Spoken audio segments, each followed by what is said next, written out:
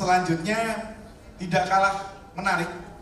Ini tadi dari gadai menggadai. Nah ini sekarang tentang energi. Ya, energi topiknya adalah leading the energy revolution with leaders commitment toward ESG dari Pertamina, Pak Daniel Ahmad. Kita beri aplaus ya buat Pak Daniel Ahmad. Beliau adalah manajer sustainability rating and reporting PT Pertamina Persero. Silakan Pak Daniel, ini masalah energi nih, penting ini. Ya. Silakan Pak Daniel, waktu dan tempat kita beri waktu 10 menit karena pertanyaan ini banyak nih di tempat saya. Silakan. Terima kasih Pak Erik. Ya, keren banget ya hari ini. Siap. Saya tadi mikir ini ada musisi Java Ses dari mana ya. Kayak Tompi nanti ya. Ya. Baik, terima kasih atas undangannya juga ya dari Orkasa dan Iksa. Kita diberi kesempatan untuk sharing di sini dari Pertamina. Ini mungkin sebelum kita masuk ke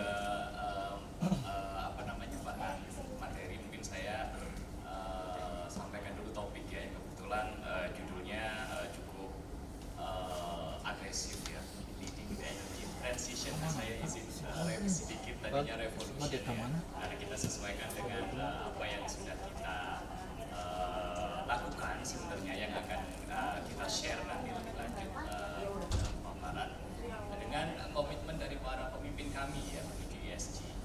Baik, mungkin boleh next. Ya, ini sengaja saya munculkan pertama kali Bapak Ibu, karena tadi ada kata-kata leading gitu ya. Leading dari mana gitu. Jadi kebetulan mungkin yang belum familiar, tahun lalu alhamdulillah Pertamina itu mendapatkan rating dari Sustainalytics ya untuk tahun 2023 untuk sub industri oil and gas kita nomor 1 di dunia. Tepuk tangan dulu dong Bapak Ibu. Jadi sebagai perusahaan Indonesia untuk di subsektor oil and gas integrated ya, kita tuh nomor 1. Di atasnya Repsol, di atasnya Total Energy, Eni, Petronas Gas dan lain-lain. Nah, ini dia gambarannya, mungkin journey-nya ya, dari 2021 kita sempat ada di 41 ya, kemudian turun. Kalau ESG ini kan yang diukur risk rating ya, bagus. Jadi semakin rendah semakin baik, artinya risikonya semakin rendah gitu. Kalau industri oil and gas memang nature-nya itu di high dan bentuk-bentuknya medium gitu ya. Tapi untuk industri lain mungkin perbankan itu baseline-nya mungkin kebanyakan ada di low gitu. Karena memang di industri oil and gas atau energi secara umum kita punya risiko fisik yang cukup tinggi gitu ya. Selain nanti juga ada risiko transisi juga, mengingat kita sudah ada komitmen yang cukup besar gitu ya secara global, ada Paris Agreement dan lain sebagainya, yang mana sebetulnya secara bisnis kami di Pertamina itu termasuk perusahaan yang berpotensi terkena risiko atas transisi itu sendiri atau menghasilkan karbon. Tapi dalam acara hari ini juga saya mau buka-bukaan juga ya, sebenarnya mungkin ya di satu sisi di sustainability ini kita memang nomor 1, tapi di sisi lain kita juga harus akui masih perlu belajar gitu. Contohnya mungkin di CDP lah ya. CDP ini juga salah satu lembaga rating yang mengukur kita lebih pada sisi lingkungan gitu ya. Karena sustainability juga elemen environment-nya, infonya ngambil dari CDP juga ya. Kami ya masih rata-rata sedikit di atas rata-rata gitu. MSCI juga seperti itu sebenarnya. Masih banyak sekali room for improvement bagi kami terutama ya, untuk bisa benar-benar menjadi leading seperti judulnya tadi ya, yang diminta bawakan oleh panitia. Baik, ini karena kami adalah oil and gas industry, bagus sekalian. Jadi sebenarnya subholding kami itu ada banyak juga ya. Di bagian bawah sini ada PGN, PT KPI, dulu Direktorat Pengolahan ya, sekarang jadi PT KPI, Kilang Pertamina Internasional, lalu PHE, PPI dan PH ini Pertamina Blue Energy, PPI ini adalah PT Pertamina Power Indonesia, lalu PGE Pertamina Geothermal Energy. Mereka juga bermacam-macam perolehan ratingnya. Yang PPI dan PGE ini bisa dikatakan sangat rendah karena mereka memang industrinya adalah di renewable energy. PPI itu produknya sebenarnya listrik ya, dan juga produk-produk renewable. Sementara PGE geothermal, mungkin Bapak Ibu juga sudah tahu, dia mengekstrak panas bumi, diolah menjadi listrik outputnya ya. Jadi memang dia nature-nya adalah sudah sangat hijau. Itulah mengapa skor mereka risk ratingnya sangat rendah, artinya sangat low, bahkan negligible. Next. Nah ini apa sebenarnya latar belakang kita kemudian kok Pertamina ini begitu all out gitu sebenarnya untuk mengawal ESG. Yang pertama tentu dari kesadaran Bapak Ibu sekalian ya, dari kesadaran bahwasanya memang tadi mungkin dari narasumber yang sebelumnya juga sudah disampaikan bahwa sustainability secara umum, tidak hanya ESG, mungkin nanti kaitannya dengan SDGs juga, itu bukan kewajiban kalau menurut kami ya, tapi kebutuhan. Jadi kita butuh menjalankan sustainability untuk survive. Jadi karena kita hidup di planet yang sama, kita hidup di tengah sosial masyarakat yang kita nggak bisa lepas dari mereka. Mereka supplier kita, mereka adalah konsumen kita juga, mereka adalah karyawan kita juga. Jadi ya kita tidak bisa tidak harus merawat bumi, masyarakat, dan sosial dan governance juga. Nah, terkait dengan itu, pemerintah Indonesia kan juga sudah punya komitmen ya di Paris Agreement katakanlah untuk mencapai net zero emission pada tahun 2060 ya. Nah, Pertamina sebagai salah satu perusahaan yang by nature itu sebenarnya salah satu kontributor emisi Bapak Ibu ya. Jadi kalau dilihat dari emisi skop 1, 2, 3, di skop 3 itu salah satu kategorinya adalah penggunaan atas produk perusahaan tersebut, dan produk kami adalah bahan bakar salah satunya yang terbesar ya, dan bahan bakar itu menciptakan emisi yang banyak, sehingga Pertamina ini dari sisi environment kontribusinya terhadap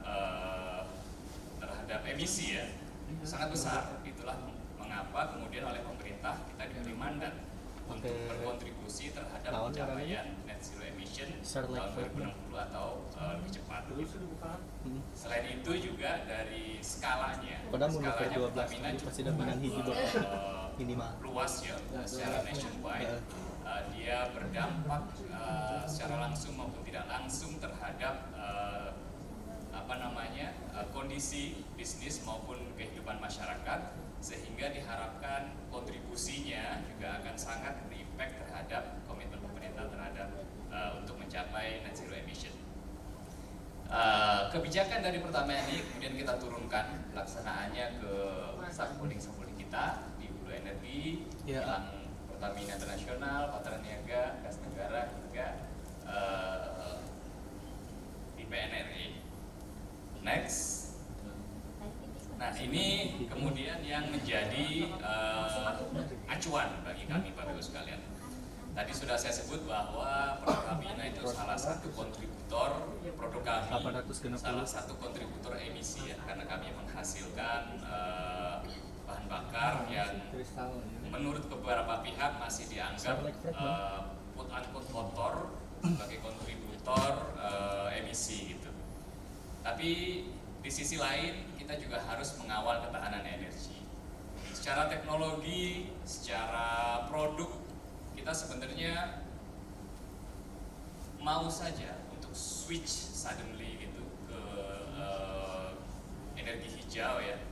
Tapi mengingat kondisi masyarakat, infrastruktur, kesiapan teknologinya yang butuh waktu, akhirnya kami pun menyusunnya dalam bentuk transisi ya. Jadi perlahan-lahan, tidak seketika, tidak revolusioner gitu ya.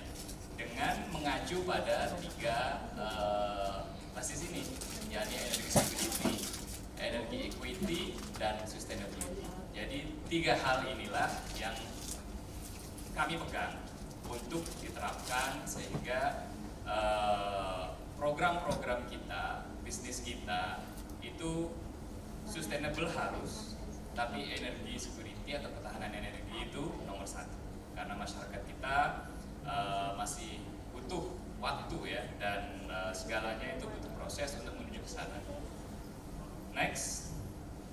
Nah, untuk mewujudkan itu akhirnya inilah komitmen ya yang sudah disampaikan oleh manajemen kami, highest level ya, dari Budirut. Para direksi sudah menyampaikan kebijakan yang ini cukup luas ya, sehingga dari sini mengingat jangkauannya yang cukup luas di Pertamina itu pada akhirnya dulu sustainability itu sudah sempat dihandle oleh fungsi atau divisi CSR gitu ya, atau corporate secretary maksudnya. Namun mengingat kemudian ekspansinya atau jangkauan aktivitasnya yang luas, jadi menyangkut lingkungan, menyangkut HSE, yang mana industri oil and gas termasuk salah satu industri yang risiko fisiknya, risiko kecelakaan kerjanya, sampai risiko lingkungannya cukup tinggi ya, sehingga kemudian dibentuklah suatu organisasi khusus yang menangani sustainability tersebut ya. Jadi di Pertamina untuk aktivitas sustainability-nya di-handle oleh organisasi tersendiri. Jadi dia mengkoordinasikan aktivitas-aktivitas dengan corporate secretary, dengan fungsi HSE, dengan human capital, dengan fungsi legal ya, dan dengan fungsi-fungsi yang lainnya. Jadi ini ada cukup banyak sebenarnya strategi-strategi yang dituangkan dalam komitmen manajemen. Mungkin nanti kita akan jelaskan item-item yang cukup menarik ya pada slide selanjutnya. Next. Nah, kemudian secara umum komitmen tersebut kita laksanakan dengan dua pilar besar sebenarnya Bapak Ibu sekalian ya, dalam menjalankan mandat kita dari pemerintahan dan dari aspirasi manajemen untuk mendukung sustainability bisa diberlakukan di Pertamina dengan sebaik-baiknya. Kita menggunakan strategi dua pilar ini. Di sisi kiri ada decarbonization, yakni melakukan operasional bisnis dengan mengurangi jejak karbon yang dihasilkan ya, yaitu diantaranya dengan melakukan energi efisiensi, kemudian loss reduction ya. Loss reduction ini agak spesifik di dunia oil and gas, misalkan infrastruktur kami itu ada pipa gas, ada pipa minyak ya, ada kilang gitu, yang kalau diukur tuh bisa ratusan kilo Bapak Ibu sekalian ya. Nah, dalam perjalanannya itu kadang ada saja yang bocor gas metannya gitu, dan Bapak Ibu juga sudah tahu mungkin bahwa gas metan adalah salah satu gas rumah kaca ya. Selain karbon, selain CO2 juga ada metan yang sangat diperhatikan juga untuk tidak rilis ke atmosfer karena dia bisa mengakibatkan pemanasan global. Lalu kita juga melakukan green power generation dengan memperbanyak penggunaan solar PV pada unit-unit operasi kami. Lalu static equipment electrification, ini kita beberapa genset kita ganti dengan yang electrified. Kemudian low or zero carbon fuel for fleets including fuel purification. Kami juga sudah menerapkan penggunaan kendaraan listrik baik untuk operasional maupun untuk fleet ya. Kemudian aktif portfolio upgrade, ini untuk mesin-mesin yang masih aktif digunakan, kita lakukan upgrade. Salah satu yang terbesar itu adalah RDMP di Balikpapan. Kita sedang mengupgrade kilang kita sehingga lebih efisien dan lebih hemat energi. Ini dari sisi pengurangan karbon. Kemudian sisi kanannya kita melihat ada peluang juga bahwa Pertamina masuk juga ke bisnis baru yang rendah karbon, yaitu geothermal. Bapak Ibu sudah sempat saya singgung tadi, kita punya anak usaha namanya Pertamina Geothermal Energy. Dia mengutilisasi panas bumi untuk dijadikan sebagai listrik. Kemudian solar PV. Solar PV ini sudah banyak tahu ya, yang apa namanya? Solar cell, karena di Pertamina itu ada solar yang artinya diesel ya. Saya juga tahu juga itu asalnya solar diesel itu dari mana ya. Tapi di internal kami sebenarnya biasa nyebutnya diesel fuel. Lalu biofuels kita juga sedang mengembangkan ini untuk yang sudah masif sebenarnya B30 ya, B30 untuk kendaraan diesel. Tapi kita juga mengembangkan yang untuk kendaraan gasolin, namanya Pertamax Green. Kemudian blue and green hydrogen ya, kita ini masih cukup panjang perjalanannya untuk komersial. Battery dan EV ekosistem kita juga kembangkan. Kemudian waste to energy, ini yang cukup menarik juga, sudah komersial. Kita ada beberapa titik, nanti di slide selanjutnya ada ya. Jadi dari limbah kita jadikan energi dan komersial. Itu komersialnya itu yang PR sebenarnya ya. Kalau skala-skala lab kan banyak ya, tapi untuk bisa komersial itu ya challenging. Kemudian CCS kita juga mengembangkan carbon capture storage dan carbon capture utilization storage. Kemudian tadi sudah sempat disinggung dari narasumber sebelumnya ya tentang CCS CCUS ini. Jadi kita menangkap karbon, mengolahnya, memadatkannya, kemudian kita suntikan lagi ke perut bumi dengan aman. Dengan amannya ini yang perlu digarisbawahi Bapak Ibu sekalian ya. Karena kalau handlingnya tidak aman, dia bisa bocor, bisa rilis dan membahayakan sebenarnya. Kemudian Nature Ecosystem Based Solution (NEBS), kita juga mengembangkan aplikasi untuk carbon offset. Oke, nanti mungkin selanjutnya ya. Nah, ini enablers-nya salah satunya adalah dengan dibentuknya organisasi sustainability secara khusus. Karena dia cakupannya sangat luas ya, meliputi environment, kemudian social, governance, dan bisnis sebenarnya. Sehingga kami terlibat di hampir seluruh lini aktivitas perusahaan. Kemudian yang lainnya juga terkait capabilities, nanti akan ada slide selanjutnya yang lebih detail. Next ya. Nah, ini yang saya ceritakan tadi Bapak Ibu. Ini untuk yang operasi dalam negeri ya, untuk operasi luar negeri. Terus terang kami baru terbatas di upstream dan di Thailand itu ada juga yang di downstream ya, tapi mungkin tidak dimasukkan di sini. Untuk Algeria, Malaysia itu upstream kebanyakan. Nah, ini proyek-proyek terkait renewable energy yang kami lakukan Bapak Ibu sekalian. Nah, ini yang saya ceritakan tadi, yang waste to energy di bagian kanan itu PLTBG Semangke, salah satu yang pertama itu, kemudian diikuti yang Kuala Sawit, kemudian Pagar Perbau. Ini agak unik Bapak Ibu sekalian, saya cerita dikit ya. Jadi PLTBG itu pajangannya pembangkit listrik tenaga biogas ya. Jadi kita menggunakan limbah dari pabrik kelapa sawit yang namanya pome, itu kemudian kita olah, kita kondisikan agar dia steril dan kita masukkan bakteri di dalamnya. Nah, bakteri inilah sebenarnya yang bekerja ya. Jadi mudah-mudahan mereka nggak membentuk serikat bakteri, nanti mintanya macam-macam ini. Jadi bakteri ini mendigest pome tersebut dan menghasilkan gas. Nah, kalau dari gambar itu dilihat ada kotak hitam itu sebenarnya membran. Jadi ada kolam, kemudian pomenya kita masukkan ke situ, kita kasih bakteri, kita tutup dengan membran. Lama-lama membran itu akan mengembung karena dia jadi gas ya, dan gas ini gas metan yang dia mempunyai nilai kalori. Kemudian gas tersebut kita gunakan untuk kita bakar, gunakan untuk membangkitkan listrik.